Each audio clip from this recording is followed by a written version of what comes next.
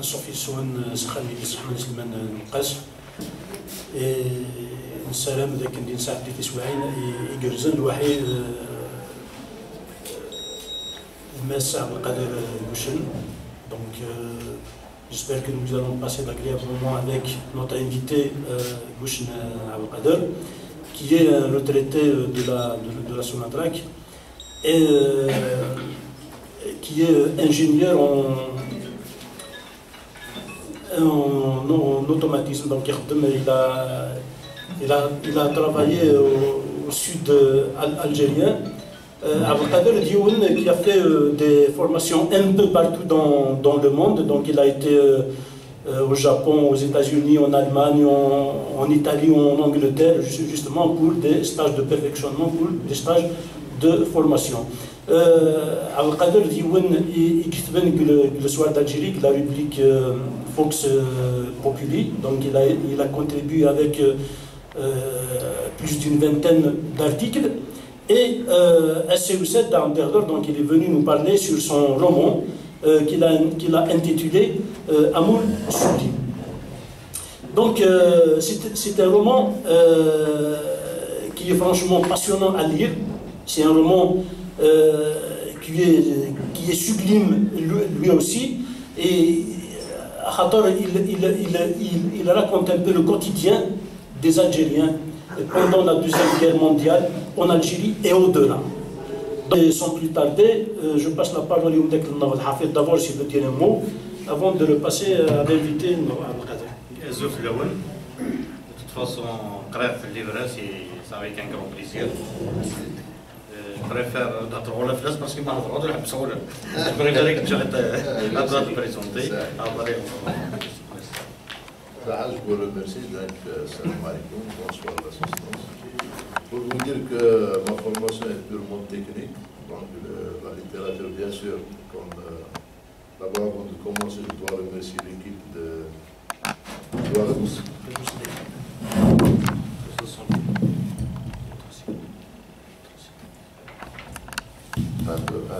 Je dois remercier l'équipe du Café littéraire d'Aoukas. Et je suis très fier, j'ai été aussi là justement, j'ai fait la journée du 5. J'ai fait la journée du 5 de ce mois.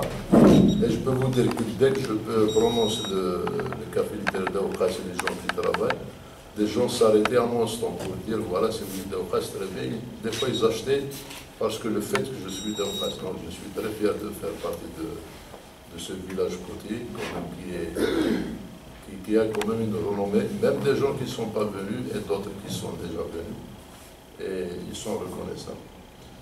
Donc en dehors de ça, mon livre est venu d'une inspiration d'une histoire vraie, c'est que l'histoire elle-même pendant la Deuxième Guerre mondiale, et mon but était justement d'écrire, d'ancrer ces histoires qui partent, parce que moi, je n'ai pas vécu la guerre, la Deuxième Guerre mondiale, ni la guerre d'Algérie, je suis né à peu près presque l'indépendance, donc en 1960, mais je me rends hommage aux gens qui avaient que l'oral pour nous transmettre ce qui se passait pendant cette période, et pour le transcrire quelque part et rapporter aux futures générations. Donc le but de ce livre, je l'ai classé en 4 chapitres. Le premier, c'était le quotidien des Algériens durant bien sûr le colonialisme, mais en particulier durant la Deuxième Guerre mondiale. Comment les gens vivaient. Donc ici, il y avait les colons, bien sûr les bonnes terres, comme vous savez, les terres qui sont sur le Sahel, qui sont plates et productives, ils sont pris par le colon, squattés. Les gens, les Algériens, il ne restait que les campagnes. Donc vous avez beau gratter ces terres, ils vous donnent à peu près une survie, pas plus. Mais vous n'allez pas manger à votre faim. Toutes les familles, donc, la seule activité qu'on avait, par exemple, dans la région d'Aoukas, qui était le Grand Oued Marsa, était soit, il y avait les 2 fermes, celle qui est du côté est, qu'on appelait Tourneux, et celle de Poisa, où il y a le château de la Comtesse. C'était les 2 pourvoyeurs un peu de travail. Sinon, le reste, les gens essayer de gratter les sols un peu montagneux pour survivre, je dis bien pour survivre. Donc dans le temps, les gens faisaient, j'ai essayé de faire un peu de donner ce qui se passait. Les gens essayaient aussi de vivre, de survivre en utilisant quelques racines comestibles. Malheureusement, des fois, par ignorance, il y avait des racines quand même toxiques, donc qui ont vénéneuses et qui ont tué pas mal de gens par ignorance. D'autres utilisaient par exemple le chêne sauvage pour extraire une petite quantité de farine. Et d'ailleurs, j'ai appelé Omni en référence à OVNI. C'est objet mangeable non identifié. C'est-à-dire, je dirais que si on vous ferme les yeux, vous avez quelque chose, vous avez une pâte à la bouche, mais sans tout ni texture. Vous voyez. Donc j'ai essayé quand même le contenu du livre de faire surtout la condition sociale des Algériens, non seulement sur le point de vue matériel, mais aussi comment les gens croyaient, comment des fois ils croient des trucs bizarres, mais il y a des éléments qui ont fait que ces gens croyaient à ces choses. Je peux vous raconter par exemple que par exemple durant ce temps, les gens se faisaient des ferrues, je ne sais pas, c'est un truc, un lieu qu'on vénérait, qu'on faisait des matadrelles par exemple, on allumait des bougies, on allumait de l'encens, on faisait des offrandes, etc. Mais cette croyance, parce que là, malheureusement, notre culture est de bouche à oreille. Donc, ce que m'a raconté mon père, mes voisins, mes oncles et tout, c'est ce que leur père leur ont raconté. Maintenant, il y a la part de vérité, je la détiens pas. Moi, j'essaie de transmettre ce message que j'ai reçu pour le partager avec vous et d'autres générations.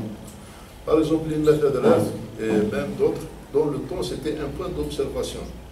Un point d'observation parce que dans le temps, il y avait même des marins, il y avait des étrangers qui venaient en mer et avec des petites chaloups, ils venaient sur le port et ils prenaient tout ce qu'ils trouvaient, femmes, enfants, biens, matériel, etc.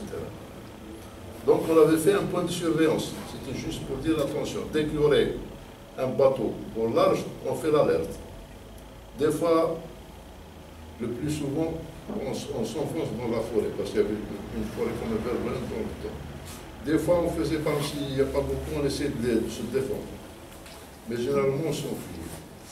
Et depuis, d'autres générations sont venues pour dire, voilà, Imad-Adref, c'est quelqu'un qui a la puissance, qui protège les populations, etc. Il faut la vénérer. Donc, de ces croyances, quand même, il y avait quelque chose qui est né, c'est que les gens utilisaient ça comme un repère, je dirais, un repère de croyance pour dire que, attention, même on l'utilise des fois quand il y a des différends pour trancher, dire vous jurez par ça et qu'on n'en parle plus, toujours à travers. Donc, il est utilisé comme à différentes raisons. J'ai aussi dans le livre essayé donc de donner la vie quotidienne des gens. J'ai aussi mis en exergue l'immigration, qui était à l'origine une immigration économique. Bien sûr, dans le temps, il n'y avait pas de travail, donc on parlait de fermes qui en plus avaient juste des saisonniers. Il fallait immigrer, il fallait partir en France en particulier et travailler.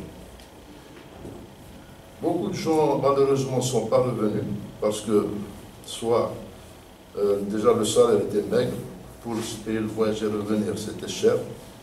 Des gens qui travaillent dans des conditions, soit dans des mines en particulier ou dans des usines, au contact des acides, des contaminants, ils ont eu des maladies, donc ils étaient malades, même jeunes, ils n'arrivent pas à revenir. Malheureusement, beaucoup ont sombré dans l'alcool et d'autres vices de grande vie.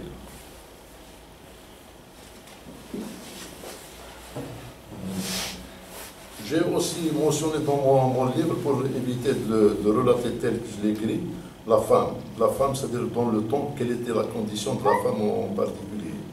La femme était vraiment classée au deuxième rang. D'ailleurs, si vous lisez les scènes, à travers le canon, c'est-à-dire le foyer de feu, on avait, c'est comme un foyer de noyau, et on avait des électrons autour du noyau.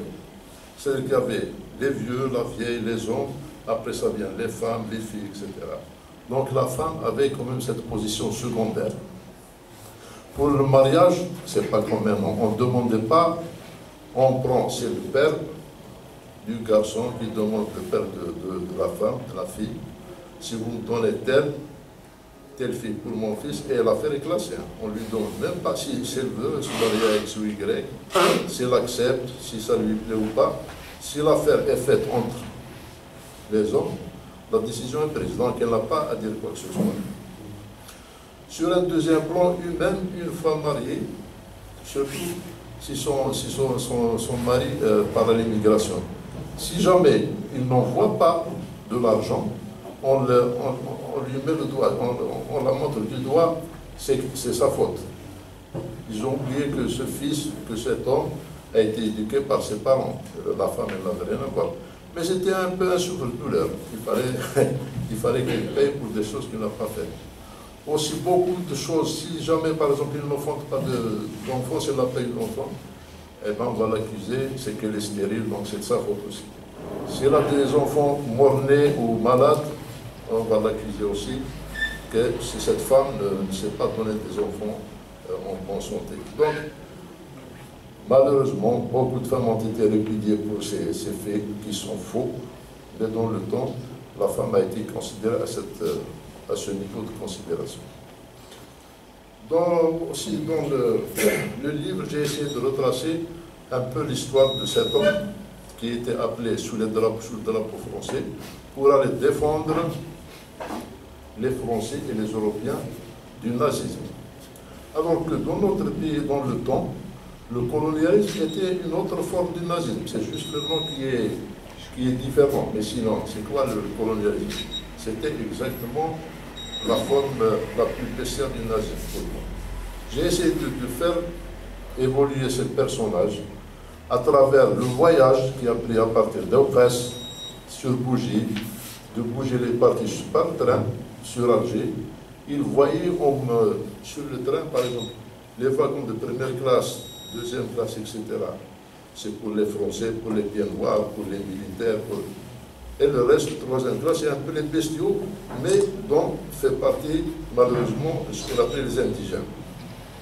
Donc il voyait ça de la fenêtre de son compartiment, il voyait un peu les bousculades et tout ça, et on accusait ces gens qui sont mal éduqués, qui se bousculent, qui se piétinent.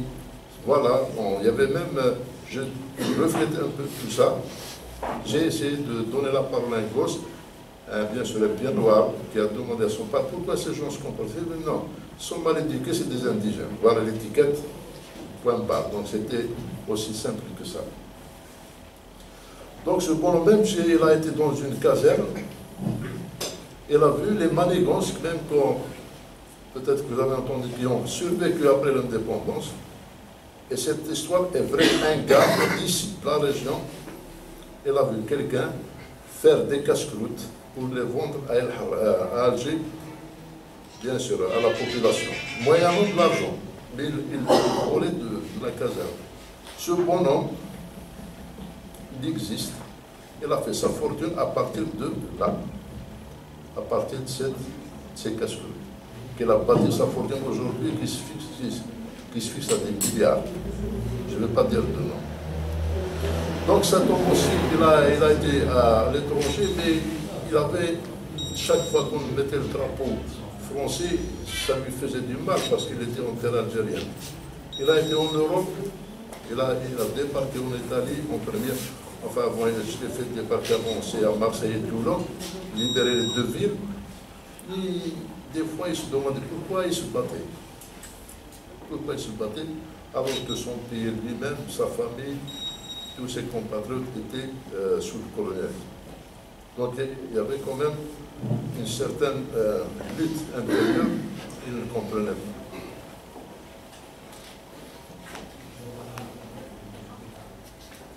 Donc aussi sur les moyens qu'on avait ici au niveau en Algérie en général, mais en particulier la région d'Aukras, l'eau, l'épuisement d'eau se fait soit dans les fontaines, bien dans les oueds, ou bien dans les où il y a des écoulements d'eau naturels. La France n'a jamais pensé à faire un assainissement d'eau pour les maisons ou quoi que ce soit.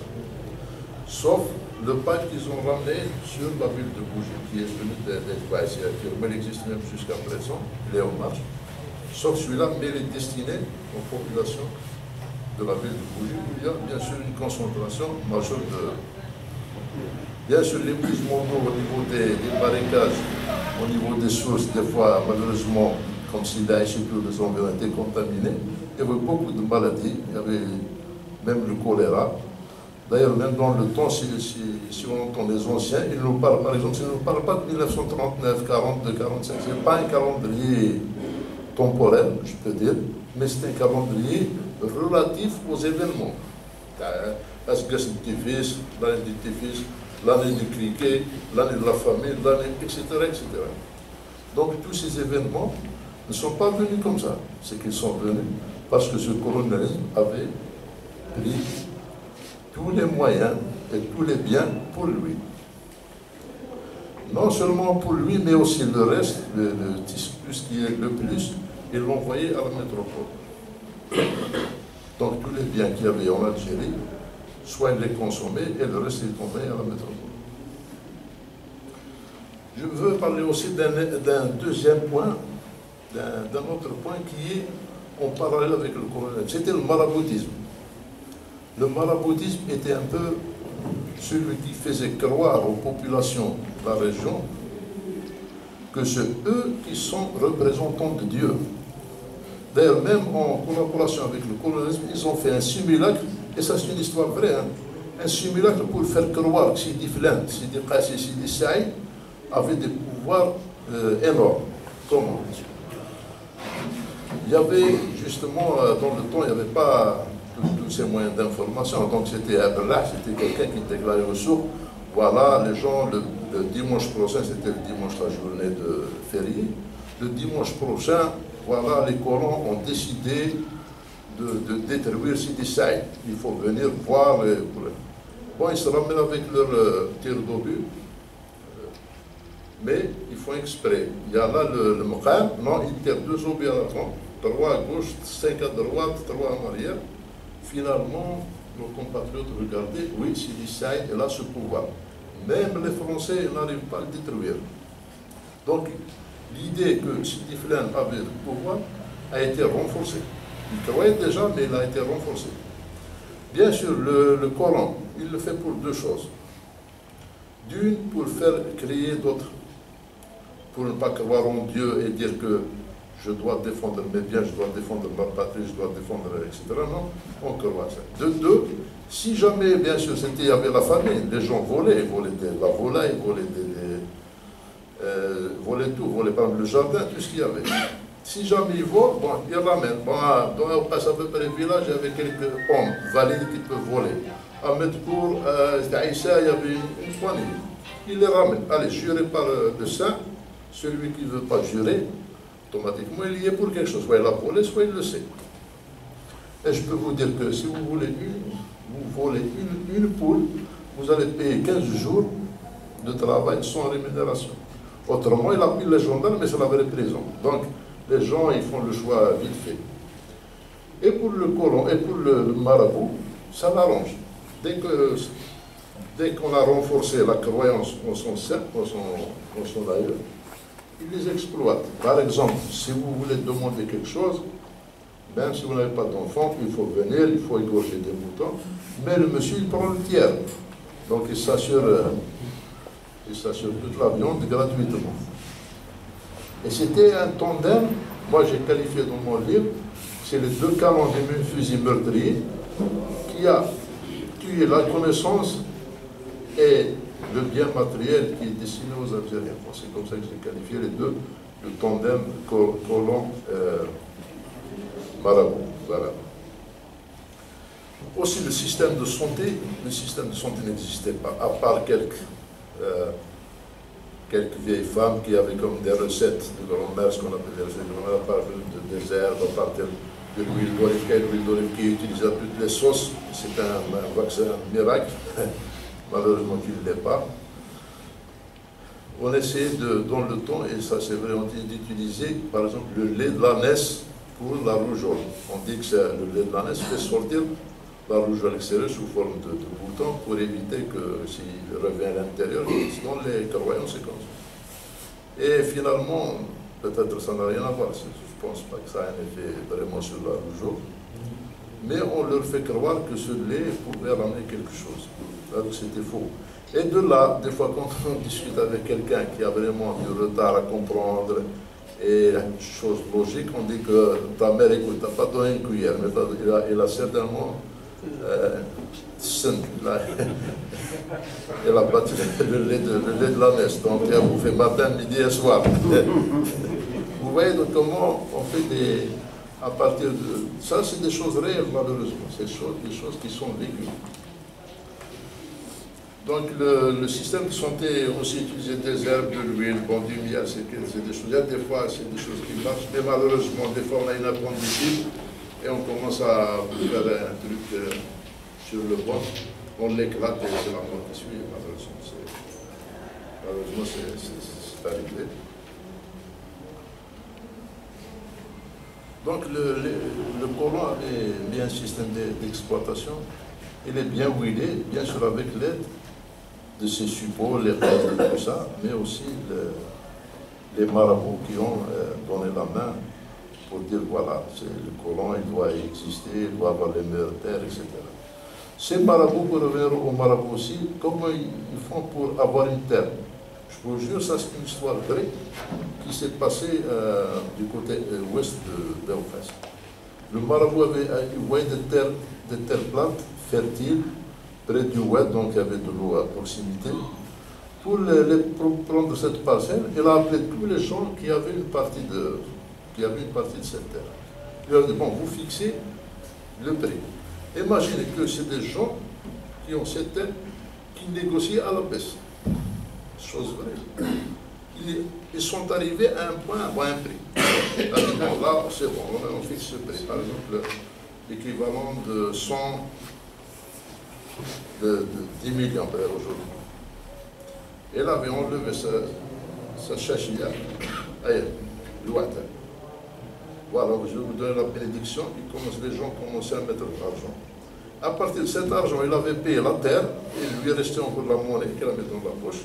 En finalité, il part avec la terre et plus d'argent dans la poche. Et les autres, la terre a changé de main, l'argent, ils ont moins en poche. Ça, c'est une réalité. Ils ont payé de leur poche, leur terre pour la donner. C'est malheureux, mais je peux vous ramener les gens, mais non, c'est leur grand-père. C'est quoi là? Voilà, exactement. Aussi, il y a l'effet des coutumes. Bon, dans ce livre, j'ai essayé de ramener, il y avait cette femme qui s'est mariée aussi. Ce bonhomme est parti en guerre en Allemagne, bien sûr en Europe. Dans le bateau, cette histoire est vraie. Le gars qui est mort en Italie, il est mort et enterré. Mais j'ai fait un deuxième personnage qui c'est le même Hossil, il y avait deux Hossil. Ils habitaient c'est deux homonymes, si vous voulez. C'est deux gens qui ont le même nom et prénom, mais qui n'ont rien à voir. L'un est vraiment mort, l'autre non. Mais quand l'information est venue, c'est qu'ils ont informé les deux familles que M. Flan Hossil est mort. Donc l'information vient du Coran, elle est juste, elle est vérifiée, elle est exacte. Il y avait le deuil dans deux maisons, mais il n'y avait qu'un seul mort. Et aussi qui est mort en Italie, c'est une histoire vraie, il est mort et enterré. D'ailleurs, il est enterré, mon cousin, le frère à mon père, il m'a dit, j'ai visité sa tombe, il est à Verdun, dans le cimetière, dans le carré des musulmans. Moi, je n'ai jamais été, mais mon cousin, il l'a confirmé. Histoire vraie. Donc, dès que l'information, il y avait cette information, dans les coutumes, dans le temps, bien sûr, quand il y a un homme qui est mort et elle a un frère plus proche de lui, on essaie de lui remarier la femme de son frère. Mais si l'homme est vraiment mort, parce que surtout s'il a des gosses, c'est pour sauvegarder la famille, lui donner un peu un foyer, et comme il n'y avait ni pension, ni argent, ni autre source, c'est un peu une autre ressource. Bon. Bien que Marc, il faisait tout ça, à tort ou à raison, je ne regarde pas les juifs. Mais dans le temps, c'était ce qu'il faisait. Malheureusement pour celle-là, son mari n'était pas mort, parce qu'il y avait une erreur. Heureusement, elle avait cette femme, il faut dire, elle était courageuse. Elle s'est battue avec sa belle-mère pour dire non. Je ne peux ni marier avec ton second fils, ni avec quelqu'un d'autre. Je préfère aller au cimetière, aller chez mes parents, mais jamais, au grand jamais, je vais marier avec le frère de mon mari. Elle a été, c'est ce qu'elle avait fait. Et aussi, quand je l'ai fait revenir justement, il est revenu, il s'est étonné. Il s'est étonné de voir que les gens le fouillaient. Parce que pour eux, ils ont assisté à son enterrement. C'est un diable qui est revenu. C'est un mort, donc il est porteur de malheur dans le fréquemment du temps. Il fallait l'éviter. Même d'ailleurs, quand il est arrivé à la maison, sa mère, elle avait fait un mouvement de recul. Il ne croyait pas. Mais avant tout ça, sa mère avait essayé d'utiliser des voyantes qui faisaient le gris-gris. D'ailleurs, j'ai raconté une histoire pour dire que faites ceci, 3 œufs, vous les mettez sur le toit de la maison, 3 jours de pleine lune. C'était de la foutaise, vous m'excusez du terme. Ça n'a rien à voir, ça ne donnait rien, ni le divorce, ni un mariage. C'était juste, c'est comme aujourd'hui, des gens qui travaillent et vont voir des voyants. Mais elle a quand même résisté. Il faut avoir, c'est pourquoi ce livre, son titre est un peu Amour sublime.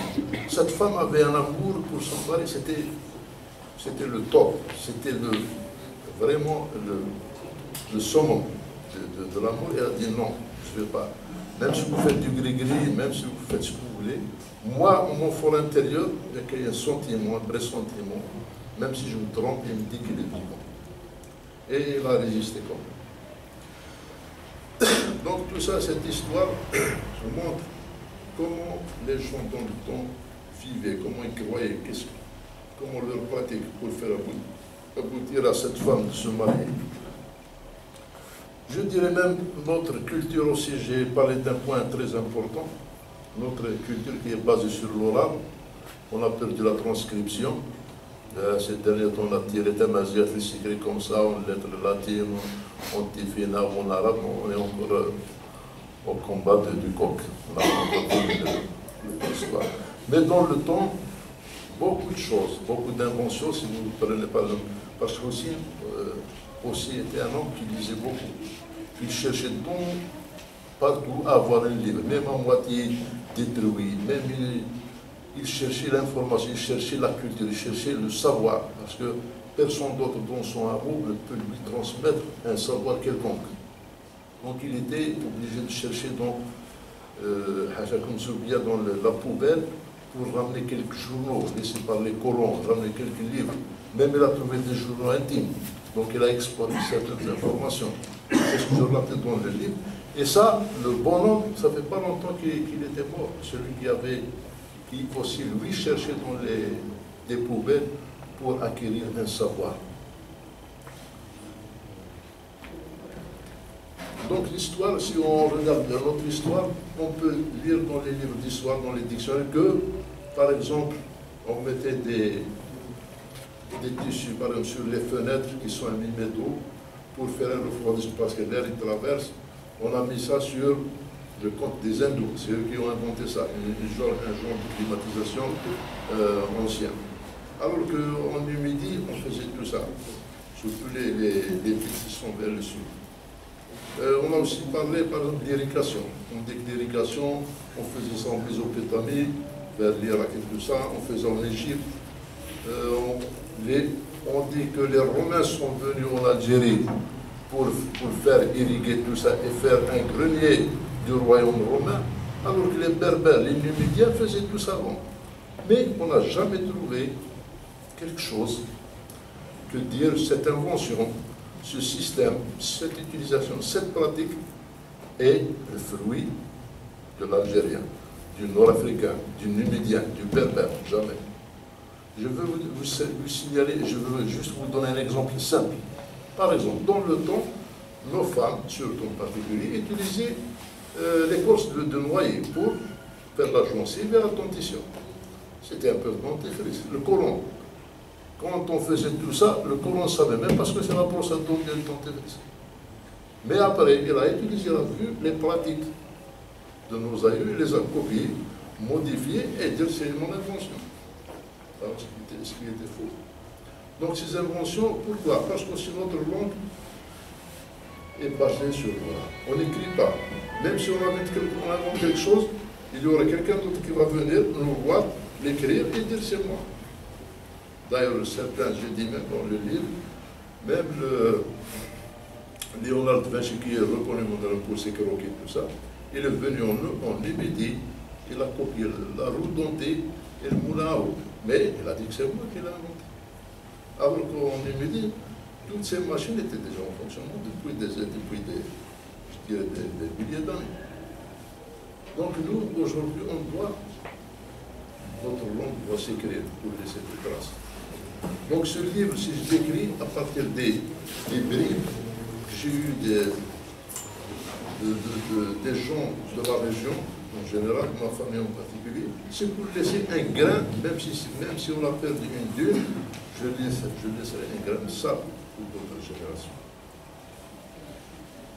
Bien sûr, aussi, je peux mentionner que le colon avait fait des promesses pendant la Deuxième Guerre mondiale. Il a dit, si les Algériens m'aideraient à aller faire sortir ce colon, le nazisme des Allemands de la France, je ne vais pas vous donner l'indépendance, mais je vais améliorer les conditions de votre vie. C'est-à-dire que vous serez des Algériens ou des Français algériens, on peut l'appeler comme on veut, mais avec le statut de citoyen au sens propre et au sens complet du terme.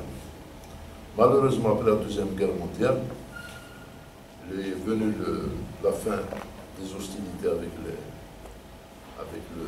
les Allemands. Il y avait la réédition. Et les Algériens croyaient que c'était l'occasion d'avoir au moins un statut de citoyen. Et c'était là que le massacre de l'Est algérien, en particulier de Kharlata, certificalement, et ont eu lieu. Là, le colon, il ne croyait pas. Il a utilisé ça comme une ruse. D'ailleurs, depuis son annexion de l'Algérie, depuis sa rentrée à Cherchère, il ne faisait que des pactes qu'il ne respectait pas. Ces pactes, ils sortaient tous de l'Académie de Saint-Cyr en France, faire le pacte, renforcer les moyens de guerre et attaquer de nouveau et briser le pacte, bien sûr.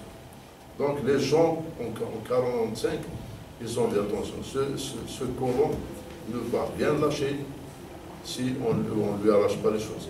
Il ne nous donne rien sans l'arracher, c'est pas la peine, on en a assez. Donc il fallait, c'était là un peu les germes, les grains de l'indépendance, la guerre d'Algérie, ils étaient là. C'était en ce moment, à partir de la Deuxième Guerre, qu'ils étaient semés. Et en 1954, même quand vous savez, Karim El-Khassim et son équipe avaient pris le Maquis en 1947. Déjà, en 1954, ils avaient quand même un bon bout de temps qu'ils combattaient à l'échelle de république. Donc je veux dire aussi, après le 8 mai 1945, ce qui s'est passé à Kharlata et tout, il y avait aussi le cas de Melbou. Tous les gens de cette région, du Sahel, de Taïsel, tout ça, tous ces gens, même les Touartari, ils les ont ramassés sur Melbou. Sur Melbou, il y avait des bateaux en mer qui ont pointé leur canon sur la population. Ils allaient les massacrer simplement, purement et simplement, sans état d'âme. À Kharlata, on chargeait toutes les bennes et on faisait là où on la pêche avec l'Ahram, on les déversait. Et il y avait même des hélicoptères, ce qu'on appelle les hélicoptères bananes, qui sont venus pour tuer les rescapés. Donc tout ça, les Algériens ont vu, comme M. Hussein est revenu à la maison, qu'est-ce qu'il a gagné? Il s'est battu. Il n'était pas mort, mais il s'est battu coréen. Pourquoi? Quel est l'intérêt? Aucun. C'était la misère était plus encore, parce que durant la paix, la misère était moindre. Quand il est revenu, la misère est quadruplée. Donc ils ont vu qu'il fallait quand même ce 8 mai 1945, malgré son côté monstrueux, je dirais, où il y avait des crimes barbares, il avait aussi un côté positif. C'est là que les gens ont dit attention, on doit faire quelque chose. On ne peut pas continuer comme ça. Avec ces gens, ils n'ont aucune parole. Il faut prendre les armes pour libérer le pays. Donc le 1er novembre, ce personnage qui était venu, comme je vous ai dit, même sa propre mère reculait devant lui parce qu'il croyait que c'était le diable qui est revenu, c'est un mort vivant qui est revenu de lui. Il avait peur, mais finalement il a compris. Il s'est accroché à lui et en pleurant à chaudes larmes qu'il y avait une erreur. Donc tu croyais mort, donc ta femme, on allait la marier avec ton frère, mais elle n'a pas voulu, elle est chez ses parents. Il a regardé ses gosses, il avait une fille et un garçon. Ils étaient là, c'était des orphelins dans une tenue misérable, là, c'est accentué, la misère s'est accentuée. Donc pour lui, il a pensé que vivre dans ce pays, il ne pouvait plus. Il avait pris ses gosses, à la fin, ses gosses et tout, sa famille, il est parti aux États-Unis. Quand il est revenu, justement quand il a vu la déclaration de l'Indonésie, il y avait la déclaration des gens qui sont réunis à Benteng en Indonésie pour dire qu'ils soutiennent l'autodétermination de l'Algérie, des Algériens. À ce moment, il avait compris que quelque chose se passait. Il a dit non. Il a laissé sa famille, mais lui-même, il est revenu pour combattre auprès de ses frères. Je pense que je vais arriver à la conclusion, c'est que ce roman, je l'ai écrit, c'est un roman qui a beaucoup de vérités, beaucoup d'anecdotes vécues. Je veux laisser au moins une trace, minime qu'elle soit, je dirais même un grain de sable sur une dune, sur une plage, mais c'est toujours des grains de sable qui viennent de nous, qui viennent de notre famille, qui viennent des gens de la région qu'on doit laisser aux futures générations. Aussi, bien sûr, on doit tirer les leçons, parce que le colonialisme, si vous voyez, la Numidie, même, je dirais, la Berbérie, l'Algérie, le colonialisme se répète. Aujourd'hui, on est pratiquement, on attend les bateaux comme des moines. Si jamais le jour où il n'y aurait plus de bateaux, on rate, il y aurait la famine de ce côté. Donc il faut faire attention, on doit travailler, et ce message en particulier pour les universitaires, ils doivent associer l'université au problème. Moi je vous dirais, j'ai eu la chance, c'est pas que je suis plus intelligent que les autres, de voyager un peu dans le monde, mais l'université en Angleterre travaille directement avec les problèmes économiques, socio-économiques de la population. S'il y a un problème aujourd'hui, déchets, on doit le soumettre à l'université pour trouver une solution catégorique et scientifique. Voilà ce qu'il y a. Et je vous remercie.